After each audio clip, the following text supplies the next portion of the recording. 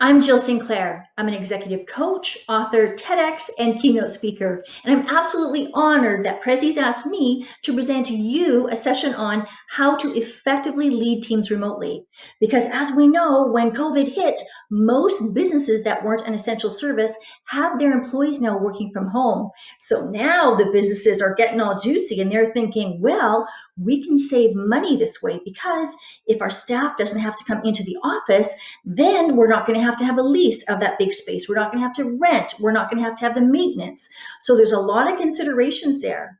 Now, however, LinkedIn has just done a study, and their study showed that 51% of employees that are now working from home are lonely. So, what happens when someone's lonely? Well, they feel disjointed, they feel disconnected, and they feel unmotivated. So, those three traits, is that going to be someone who's going to want to do a good job if they're not motivated? No. So, we have to look at the social connection. So, again, hit me up down below talking about connection, Jill at jillsinclair.com, with any questions you might have about this presentation or questions you might have about my executive coaching.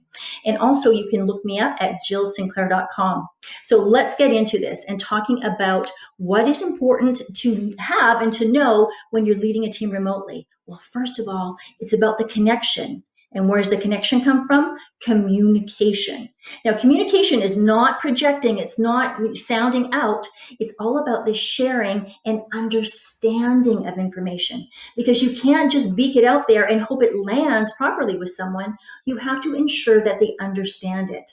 Now, I was a CEO years ago for this company, and I was gifted this executive assistant. Now, she seemed sweet enough and she was very bubbly. However, she was completely unqualified for this position. And I'll tell you why. On our first day of working together, after I met most of the staff, and I came to her and I let her know who I was, a bit about my personality, asked her a little bit about hers. I said, in order for us to work effectively together and have clear intentions and understand our personalities, I need you to come in at 10 o'clock. We'll have about an hour meeting and we'll talk about the expectations. We'll talk about the roles, and then we'll talk about, the actionables going forward. Okay. So she comes in at 10. She's got no notebook. She's got no pen. She's got no laptop. And I'm thinking, oh dear, what is going on here? So of course I ask her, well, would you please go get either your laptop or your notebook? Because I'll need you to take notes. So she comes back in again with a notebook and no pen. So you know where this is going. It just kept on going on and on. Clearly, this person is not fit for that role, because I needed someone that anticipated what I deemed as normal information or normal tasks. However, if you looked at it in the big scheme of things, who was wrong in the situation? It was me. It was me, because I wasn't specific and succinct in what I was asking her. I just basically asked her to bring this in. I didn't say, please bring a notepad, please bring a pen, because I'm going to need you to jot down this, and then put together an email and give us actionables. So I fully took the blame for that. And then I also put her in a completely different position where she excelled at. So when we're looking at communication, we need to look at personality types, because personality types is how you communicate with someone. So you wouldn't communicate with me the way that you would communicate with someone who might be more of a supportive personality. So the four personality types I'm going to bring up today: supporter, analytical, promoter, and controller. So it might be clear to some, I'm a controller, very much so. Otherwise, I couldn't do what I do as an executive coach and speaker. So a supportive person, what they need is they need encouragement. They need to know that they belong. They need to know that they're the glue that holds things together. And typically, they're not someone that likes any animosity, or they don't like people to challenge them on things. So they can be more perceived as someone that's behind the scenes. Now, what about the analytical person? That's someone who needs graphs and they need numbers, and they need you to, have you heard of that saying, if this, then that? Well, they need to understand what is going to happen when they do this certain task. So when you do this task, then this is going to happen. These are going to be the results. So they're very numbers based. Now, oftentimes people look at the analytical person as someone who might not be that engaging. Well, they don't get caught up in the fluff. All they want is the numbers, they want the facts, and they want to get the job done. Now, what about the promoter? The promoter is someone that is kind of like a ringleader in a circus. So the ringleader in a circus, what do? Well, they love to be the center of attention, and they're making sure that all eyes are on them, and they call the shots. So when you're speaking with a promoter, what they need is they need to feel very much a part of things, and they're at the middle of it. However, with a promoter, you need to ensure that you follow up with them, because sometimes they get so distracted, oh, shiny things, and they're looking all over the place. So now controller, which is my personality type, all I need is simple instructions. ABC 1, 2, 3, done. Give me the time frame when you need it done, and there's clear expectations. So that's how I work with that. So you don't need to fill it with fluff. I don't get emotional. I just get the job done. So let's look at the next one. Now we're looking at intentions.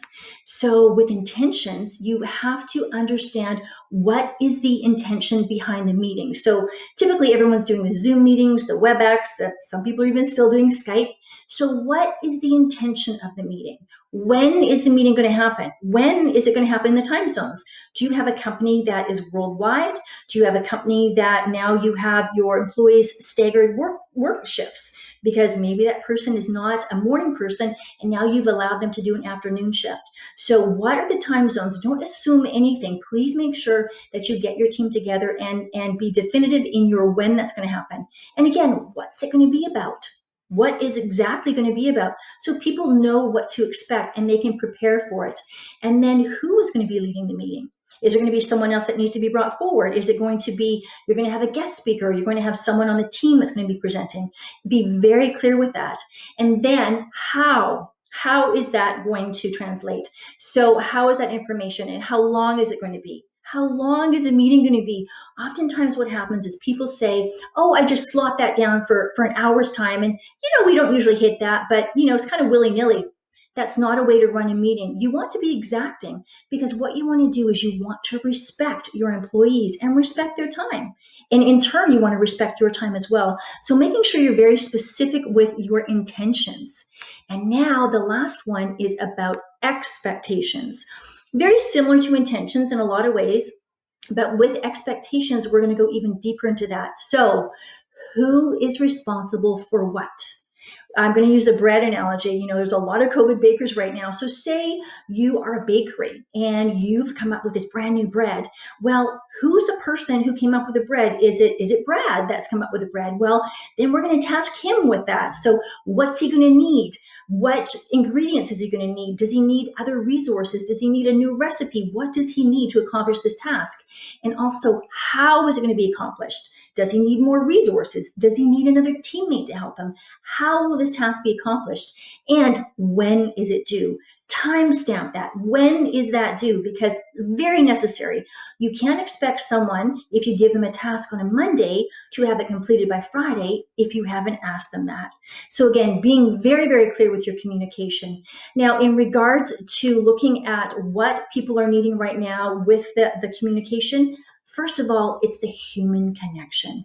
Please understand your employees need this more than ever. With 51% of employees that are working from home that LinkedIn did with that survey, we need to reach out and make sure we've got the mental wellness and the physical wellness of our employees at heart first. So with this in mind, make sure that the social connection is there first, and then start to focus on your task, because a happy employee is going to be a happy company and a successful company. If you've got any other questions, I'm Jill at jillsinclair.com. Stay safe and stay well.